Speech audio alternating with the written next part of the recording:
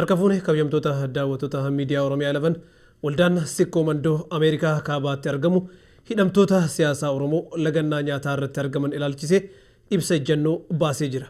Nutis sagantaa san irratti argamne waan qindeeffanne qabna nu wajjin turaan afeerraa keenya.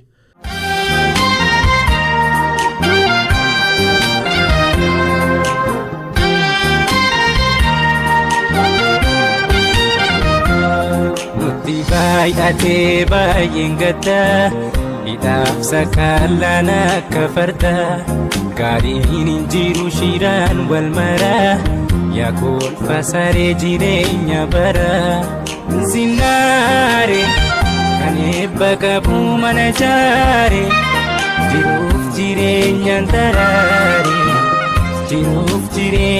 taraare sakaalli numa wal hide wal sakale garaf bitamne wal walaale fira difne ofi forma galle ho.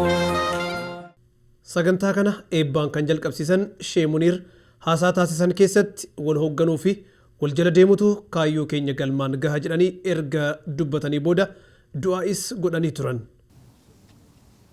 Uummanni keenya shakkiin hin jiru rakkina ofiillee hubatee rakkina jirullee maraafuu galee namni martuu ammoo gartanii isin rakkinni kun furmaata argatu namni hin feene hin jiru namni hin jaalanne hin jiru garuu durillee ammallee seenaa keessatti illee jaalalaa fi fedhiin ummata tokko hin ceesiftu kaayoo isaaniillee bakkaan hin geettu wanni kaayoo namaa bakkaan gayu walii hoogganamuu wal jala deemuu wal dhagayu rabbiin nama wal dhagayu nu haa godhu nama waan baheef bakkaan gayatu rabbiin nu haa godhu. Assalaamu alaykum warahmatullaahi wabarakaatu. Dura ta'an waldaa sikkoo mandoo obbo Jaatoon hawaasa saganticha irratti argame kan galatoonfatan yoo ta'u itti aanaan dura ta'aa waldaa sikkoo mandoo obbo Anaajiin immoo ibsa ejjennoo ilaalchisee yaamicha isiniif goone kabajanii asitti argamu keessaniif galatoomaa jechuun dubbatanii jiru.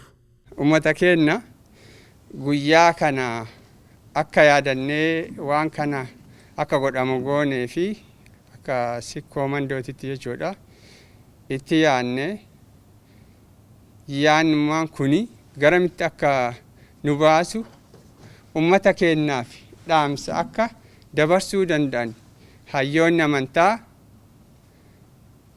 manguddoon dubartoonni akkasumatti warri bakka hundaa dhaabatanii taaksifoorsii bakka bu'anii taaksifoorsii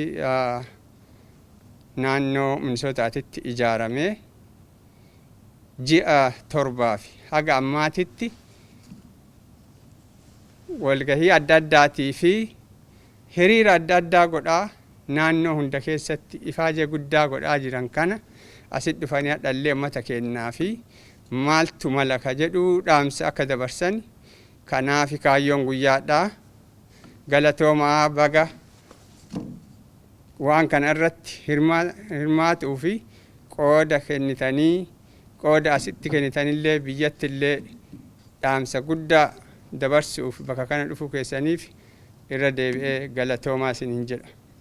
Oromiyaa Moroo Raayyuu manni kun akka Oromiyaa fakkaatu yaadatti qabanneet nama Moroo yaamneerra. I believe hin fakkaata amma as eenyutti dhufe jedhee akka harka baafatan otoo hin taane ka gaafadhuufi sanillee tattaafannoo goone jecha ofi. Ka biraa ammoo walgahii kanaan dhumatti ibsa ejjennoo baasuu qabna nu. Kileerii ta'uuf wanti adda as dhufneef sa'aatii ammas dhaabadheen isin haasa'u kana Jawaar obbo Baqqaleen warri keenya ka biraallee pretty much qarqara du'aa jiran jechuu hin dandeettan. Tokkoffaa kadhaa keessaniin akka waliin turtan abdii guddaa qaba. As dhaabadhee yookaan haasa'u onnee ulfaa ta'an karaa biraatiin. So waa'ee kanarratti cadhisuun barbaachisaa waan hin taaneef sikkoomandoon dhaabbata politikaallee ta'uu baatu waa'ee kanarratti gilxii ta'uu qaba. Namni nu ilaalullee namni azurullee kanarratti waan kiliire ta'e dabarsuuf wanti adda wal geenyeef jechuudha. Imaamni masjida Tawhid Sheekh Abdurrahiim Dooyyoo immoo hidhamtoota siyaasaa Oromoo lagannaa nyaataa irratti argamaniif du'a keessan osoo hin taane jiraachuu keessantu nu fayyada jechuun erga haasaa isaanii jalqabanii booda abbootii gadaa, abboota amantaa, hayyoota biyyaatii fi dubartoonni siinqeetis mootummaa biyya bulchaa jiru dhaqanii akka dubbisaniif yaamicha godhanii jiru. Amma keessa hawaasni keenya jiru, qalbiin hawaasaa jirtu waa'een dhimma gartee biyyaa keessattuu hidhamtoota siyaasaa beelaan dararamaa jiran kun nama guddaa yaaddisee jira, yaachisee jira. Yaada kanarratti wanni jechuun nurraa malu yoo jiraate dhaamsa keenya karaa barbaachisuun sagaleen teenya hawaasa bira ga'uu qabdi. Ummata saniin hayyoota amma gartee hidhaa keessatti diramaa jiran kanaanillee duuti isin duutan tuni nu miti, du'uun keessan nuuf carraa miti, yoo jiraattan carraa qabdan ka jechuun dhaamsa kana asumaan dabarsuu barbaada. Kara dhuunfaatiinis dabarsaa jirra. Ammas agartee hayyoonni biyya keessa jiran manguddoon biyya argaa hin jirru, abbootii gadaa argaa hin jirru, qeessota agartee argaa hin jirru. Si yoo qabsummaan Oromoo tunuu ka akkuma jedhan san nama hagoon ka deemtu taate maa biyyi sun nama agartee namoota hagoon qofaan keessa jiraataa jira, nama maraa yoo taate namni hagoowwan itti dhumuuf maali? Masjida Bilaal irraa bakka bu'anii kan dhufan Sheekh Abdulaziz haasaa miira nama tuqu taasisanii jiru. Sheekh Abdulaziz rakkina heddummaate boodaan bal'inatu jira. Hayyoonni Oromoo mana hidhaa keessatti dararaa irra jiran hundi galata dachaa nurraa qaban jechuun erga dubbatanii booda ummanni Oromoo hundis hidhamtoota siyaasaa mana hidhaa keessatti argamaniif sagalee akka ta'uuf yaamicha dhiheessanii jiru. Fardi wanni faarfamee fi gabaabdumatti obboleettiitiyya galata beeka fardi abbaadhaaf abbicha isa guddiseef lubbuu baasa. Niin dogongora warri fardaa gizee duula deeman siimoo fardaatu waraanatti achi aana. Mataan keetiitu waraanatti achi aana moo kafardaati. Hay rakkoon san dhimma isaatiif maaliif hallayyaa ibsuu hojjiseen fardi. Dhimmi ati lolaa jirtuuf san inni hin beeku. Abbaan fedhe si gabroonfatus nyaataa dhugaatii isaan dhabuun. Ni dhaba amma san. Bari hin dhabuu bara. Abbaan fedhe isa yaabbatus irraan kaayan ammoo abbaa isa guddiseef lubbuu isaa kafaleet mataa kee dura mataa isaa godheet wareegama barbaachisu hallayyaa hunda si wajji seena fardi. Ilmaan Oromoo arra farda hanqanne. Wanni qalbii nama cabsu ammoo akka ilma namaatti nama galata beeku tahaa ja'amne eega ajajamne hayyoonni kun galata nu biraan qabu jara keenya. Hin qabanii? Jawaar galata nu biraan qabu? Baqqalaan akkasuman qabu nu biraa galata? Hamzaan hin qabu galata? Barni qaban jarri kuni. Hojii dhuunfaatiif hidhamanii nama ajjeesanii qabeenya baankii saamanii jaran maaliif hidhaman? Sababa bal'aa kanaa jecha ummata bal'aa kana ummata miliyoona 59 ta'an ummata bal'aa kanaaf sagalee waan tahaniif rakkoon arra isaan keessa jiran tasaaniitii miteenya bakka silaa anaa fi ati hidhamnu Jawaar hidhame. Sheekh Naasir Hamzaa itti aansuudhaan jecha artistaa Haacaaluu Hundeessaa yeroo hunda fayyadamu. Jecha jirtuu jedhu kaasuudhaan hiikkaan jecha kanaa ammas nuuf hin galle jedhanii dubbatan. Itti aansuudhaanis dhimma leenjii imbaasiin Ameerikaa Finfinneetti argamu gaazexeessitootaaf kennaa jiru kaasuudhaan erga qeeqanii booda abbootiin amantaa, hooggantoonni siyaasaa fi abbootiin gadaa gara masaraa mootummaa deemanii mootummaa akka dubbisaniif yaamicha dhiheessanii jiru. Ni jirraafis nama dhiba, hin jirruufis nama dhiba. Lubbuuf Haacaaluun jirtanii jechaa ture. Bilaashitti hin jenne. Jirtanii sun ani takkaa haga inni eega du'e na dhaggeeffamtee hin beektu. Sheekh Amin Ibirootillee jecha san fayyadamaa ture. Jechi sun jecha hiikaa guddaa qabu ta'uu keessaa. Yoo dhugaan jiraanne arraan tana gabaabsee wanni an jechuu barbaadu garuu wanni namni beekuu qabu. Qabsoon tun anaan malees isiniin maleettis guutuu addunyaa tun osoo harka nurraa cufatteellee teesse guutuun warri dachii fi samiitillee osoo Oromoo gabroonsuudhaaf umrii isaanii gabrummarraa hin baasan jechuudhaaf osoo walii galanii ta'anii Oromoon achi haa dheeratus achi haa gabaabatus akka gabroomee dhalootarraa dhalootatti hin dabarre kana qofa beeka. Kun osoo kanaan jiru manguddoota biyyaa keessaa immoo Haji Abubakar waltajjii kanarratti haasaa taasisaniin hawaasni Oromoo abboota amantaa hayyoota biyyaa fi dubartoota baasee akka mootummaatti erguuf dhaamsa erga dabarfatanii booda hidhamtoota akka Rabbiin mana hidhaa keessaa baasuufis du'aa'ii godhanii jiru. Imimmaan mana ofii hojjatti boohaatiin jiru wal bira geenneetiin namnu yoo du'eetiin jedha walitti dhufanii booyan. Yoo san imimmaan kophatti nama irraa bu'ullee guddatee nama irraa bu'a jechaadha. Bagaan waamtan. Kanaafuu anamma akka Sheek Naasir keessa deemanii dubbatan kana dubbachuuf miti. Waa takkatu isinin jedha.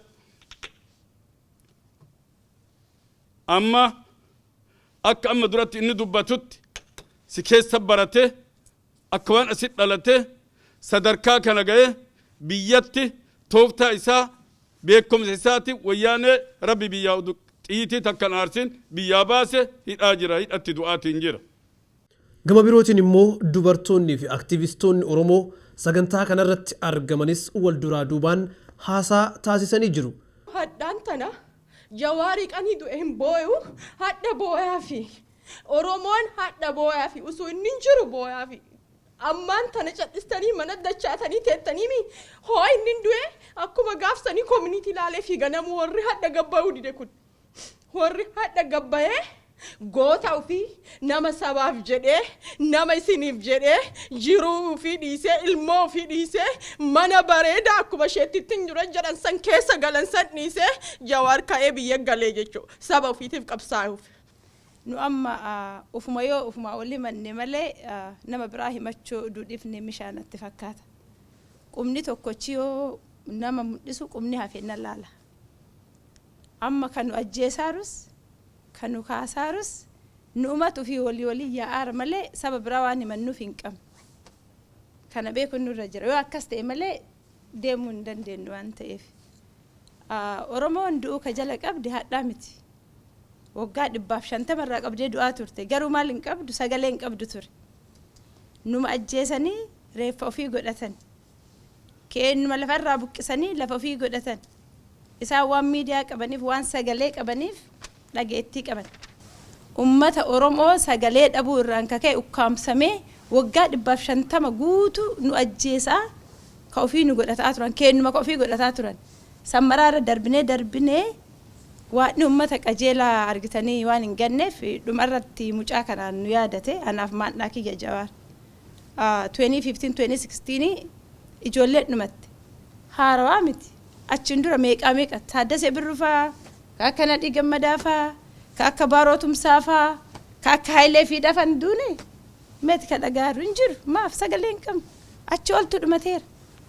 Itti aansuudhaanis hardhaan tana Oromoo ta'anii dhalachuun yakka ta'ee jira. Dhaabni siyaasaa Oromoo hundi walitti hinaafuu dhaabuu qaba. Oromoon har'a hoogganaa dhugaa qabsoo irratti isa hoogganu barbaada. Warri silaa nuti hayyooteenni ala kanatti eeggataa jirru jechuudha. Arra silaa uummata liidaroota keenya warra biyyatti har'a hidhame kana bakka bu'aniit karaa nu garsiisan warra dandeenye nuti eeggan miidiyaa qofa gubbarra ta'aniituma xinxalan halkanii guyyaa jechuudha. Xinxalee waan barbaade haati tiyya mana keessa teessee har'a poolitikaa Itoophiyaanaaf xinxalte jechuudha. Yoo aangoo barbaadan isin hundaafuu ni gaa aangoo san isiniif kadhina maqallee isiniif kadhina isinillee beekumsallee isiniif kadhina isin hundaafuu jechuudha. Nuti Oromoo miliyoona 50 ol enneme miliyoona 50 nama miliyoona tokko hoogganaa yoo qaban miliyoona tokkoof beekumsa san kadhinaaf yoo beekumsa ta'e rakkinni nuti qabnu jechuudha. Tokko beekame yoon aan dalagaa san dalagee namni biraa itti beekame aan dalagaa san nin dalaga namni sun itti haa beekamu hanga saba kiyya bilisoomsetti. Waan hin jedhamne keessaa waan tokko kan hin jedhuu barbaadu laal. Oromoo yeroo dura waggaa 20 as jiraannu Oromummaan tokko akka maatiitti jiraanne beektu.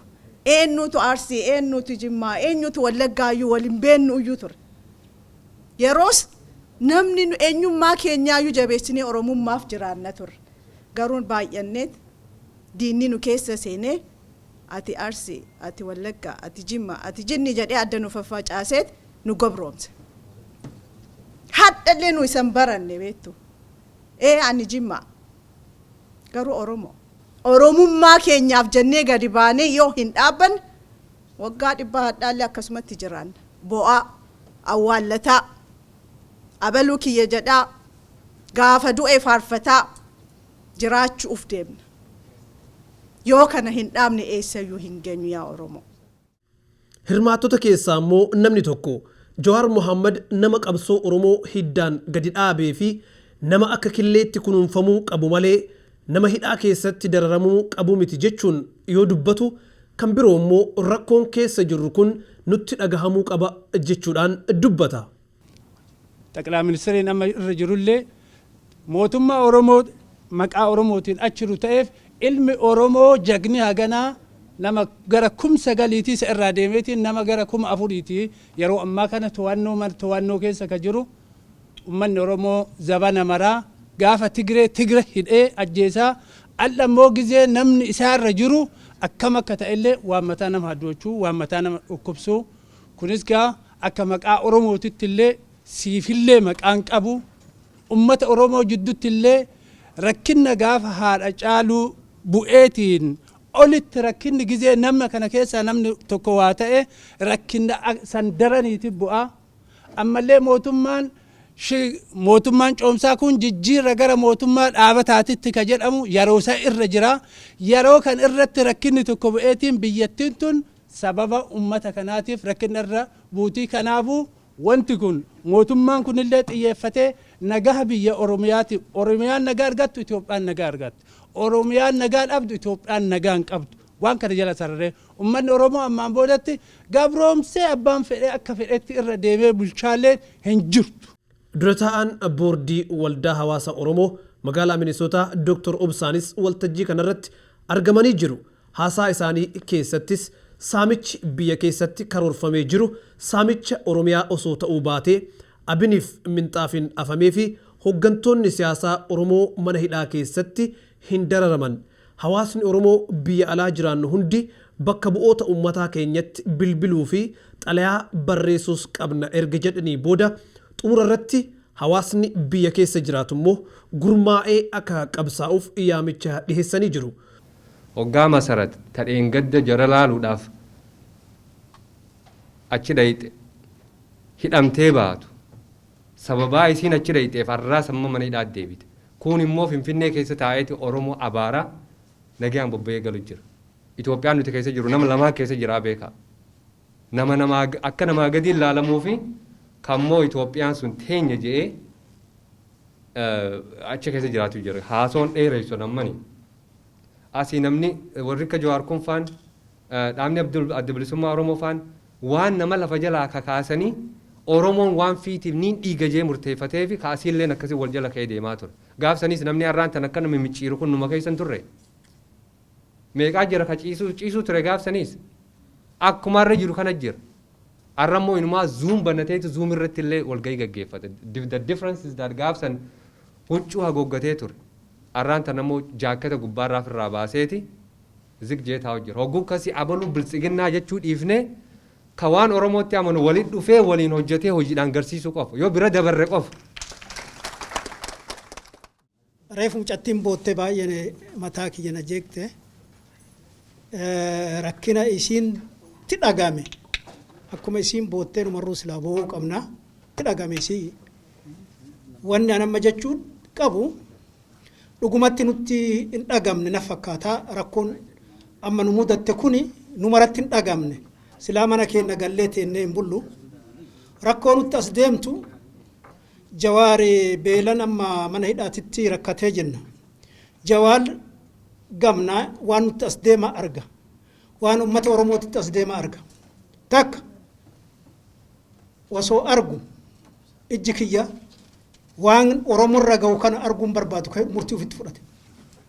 Xumura irrattis Haaji Mustafaan gara waltajjii affeeramanii haasaa taasisan irratti Jawaar Mohaammed guddisa keenya Minisootatu guddisee ilma biyyaa godhe Kanaafuu qabbanaa fi oowwaanis osoo hin daangeffamin hiriira mormii godhuudhaan haa qabsoofnu erga jedhanii booda hawaasni hayyuu hin qabne jaamaadha jedhanii haasaa isaanii goolabanii waltajjii irraa bu'an. Hayyoonni teenna manguddoonni teenna sheekonni teenna qeensonni teenna dhattee jawaariin kadhattee jirtii jedhan. Odoo waan tolu ta'u taate isa dhabuu irra hayyoota tana dhabuu irra waan dandeenye dirqine osoo nu nyaachisanii yookaan osoo waliin dhumne namni hayyuun qabne jaamaadha. Namni beekaan qabne jaamaadha.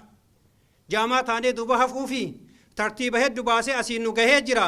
Si dhabuu hin barbaannu nyaadhu jedhanii odoo ka giddiinuu nyaachisuu dandeettu ta'u taate isaan kadhachuu barbaada.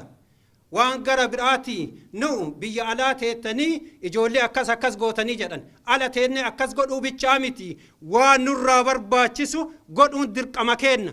Kaleellee yoo goonee jiraanne jazaan tarabbii amma achillee godhuu qabaanne. Har'a waan Oromoo nama godhu hin dubbanna yoo jenne guyyaa hadha san dubbannu miti. Waan nu kabachiisu namuu hin beeka. Akkatti hawaasni biraa kabajamellee namuu hin beeka. Bakka san hadha bakka haasofnuu miti. Jawaaniin seefaa goonu amaanaa isinitti haa ta'u lubbuu isaa rabbi bira haa jiraatu rabbi isa bira haa jiraatu hawaasa keenya ka as jirtullee gabbayi bakka jirturraa gabbayi gaafa ijarra dhabne imimmaan booyuu irra otoo jarri jiran imimmaan haa boonnu amaanaa isinitti haa ta'u. Xumura irrattis ibsa ejjannoo qabxii 5 of keessatti qabate waldaa sikkoo mandoo irraa kan kenname yoo ta'u ibsi ejjannoo kunis akka armaan gaditti afaan Oromootii fi afaan Ingiliffaatiin isiniif dhihaata. Akkuma beekamu waldaan sikkoo mandoo yeroo dheeraadhaaf yeroo Oromoon rakkatu yeroo Oromoon cinqatu duulli hin taane yeroo Oromoo irratti bahu yaadaanis ta'ee deeggarsa adda addaa gochuudhaan hojiilee boonsaa saba biratti yaadataman hojjetaa tureera. Har'allee yeroo uummanni Oromoo rakkoo keessa jiru kana keessatti mootummaadhaaf ergaa laaftuu ergaa gabaabduu isii jalqabaa kana booda immoo ergaa kana cimaa kanarra daran hojiidhaan hiikamuu danda'utti hanga walitti deebinuuf har'aaf ergaa qabna. Ergaan kun ibsa ejjennoo waldaa hawaasa sikkoo mandoo haala hidhamtoota siyaasaa Oromoo ilaalchisee bahe. Hidhamtoonni siyaasaa Oromoo Jawaar Mohaammed, Baqqalaa Garbaa, Hamzaa Booranaa, Shamsaddiin Xahaa, Abdii Raggaasaa, Mikaa'el Booran, Arafaat Abdulqaadirii fi kan kana fakkaatan erga hidhamanii amma ji'a 7 dabree jira. Hidhamtoonni hedduun isaanii yeroo ammaa lagannaa nyaataa irra jiru. Laguu kanaanis guyyoota 13 dabarsanii waan jiraniif guyyaadhaa gara guyyaatti fayyaan isaanii gadi bu'aatti deemaa jira.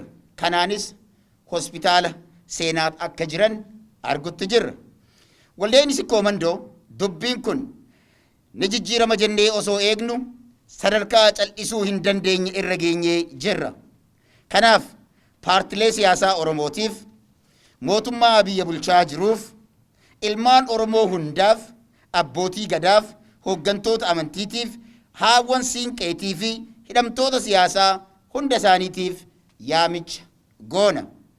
Tokko mootummaa Itoophiyaatiif mootummaan Itoophiyaa hooggantoota siyaasaa ilaalcha biltsiginnaa yookiin PP keessaniin ala qaban yookiin ilaalcha keessaniin morman hidhuun rakkoo biyya sanaa akkuma amma duraa hiikamee hin beekne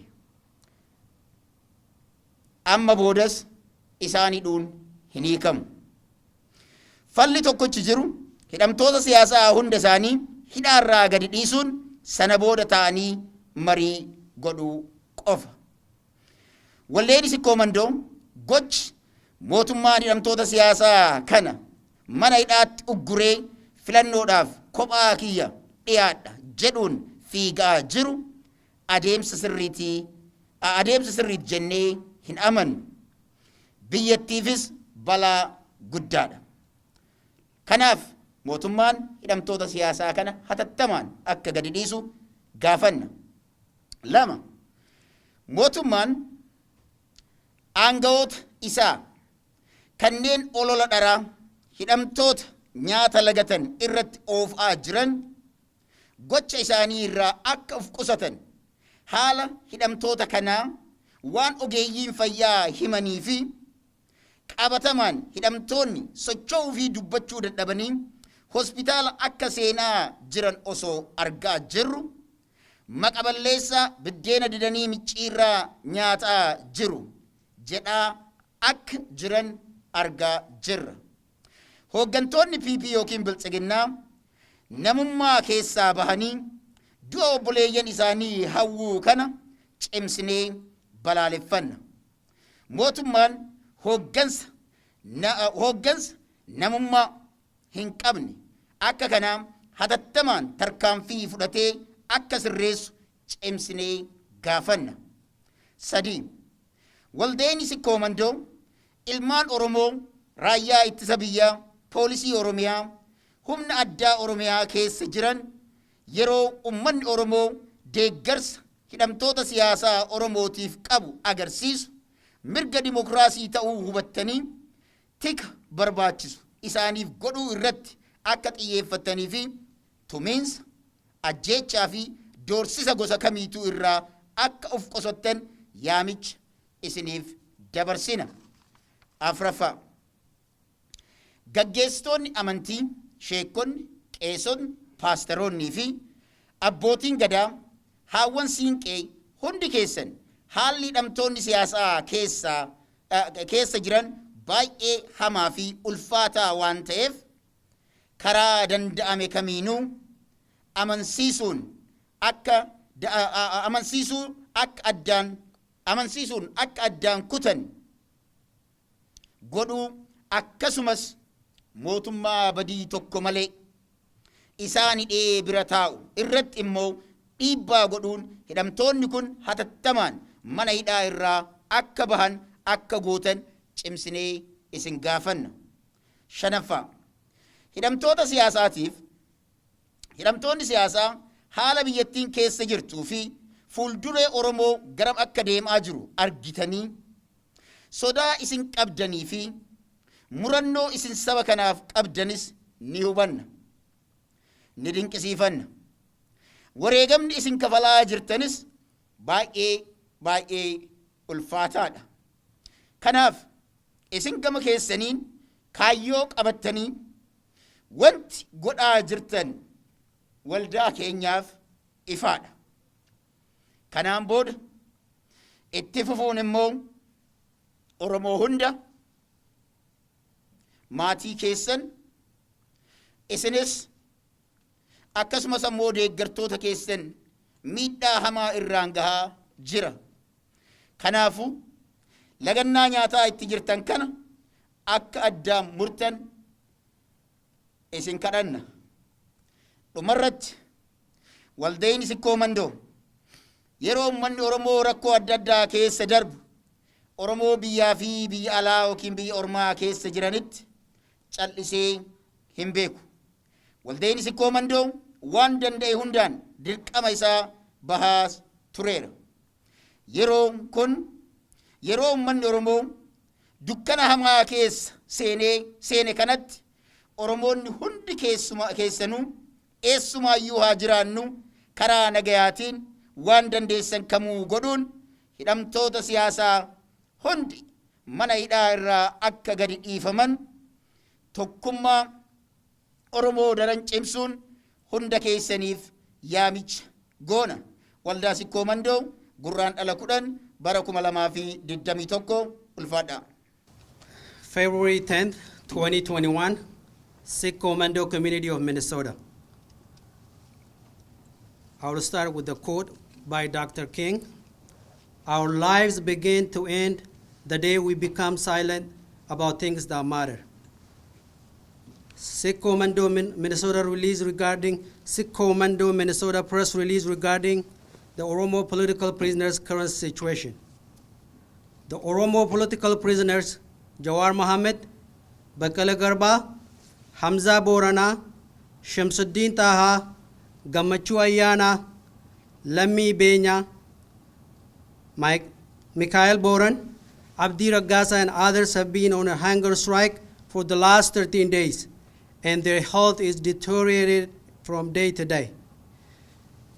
Sikh Commando Committee of Minnesota is calling on all parties, the Ethiopian government, all Oromos, phase leaders, Abba Gadas, and the prisoners themselves. For the Ethiopian government, our message is imprisoning those who have a different political ideology have never solved any problem during the previous Ethiopian regimes and will never solve the problem now. The only solution is to free the Oromo political prisoners and have a dialogue around the table. Sikh Commando Community Organization believes any attempt to keep these political prisoners in jail and having the election is not the best way for the country and for the Horn of Africa. Sikh Commando is calling upon all Oromo Special Force members, Oromia Police Force members, and Ethiopian Defense Force members who are Oromos to refrain from beatings, harassing, and killing you brothers and sisters. We are very grateful to the Oromo lawyers who are representing these political prisoners in such difficult circumstances, and your contribution have been noticed by all of us. Sikh Commando is also calling up on all phase leaders and Abba Gadas to fully engage in finding a solution to bring this hunger strike to an end by speaking to the prisoners and let them know that God is the only who can take the lives that He has created. Sikh Commando's message to the prisoner is, we clearly understand the frustration you are in at this time. Going on hunger strike will not benefit you, your families, and your supporters. Therefore, we beg you to keep this in mind and bring the hunger strike to an end. Finally, as a non-profit organization that its core purpose is for the mutual benefit and betterment of Oromo in diaspora and Oromia, we ask all Oromos to do what they can in a peaceful way and play their role in getting the political prisoners free and ultimately working towards the unity of all Oromos. Sikh Commando Committee of Minnesota, thank you so much. Egaan kabajamtoota daawwattoota miidiyaa Oromiyaa 11 sagantaan addaa har'aaf qopheeffannee kana fakkaata sagantaa addaa birootiin hanga walitti deebinuuf turtii gaarii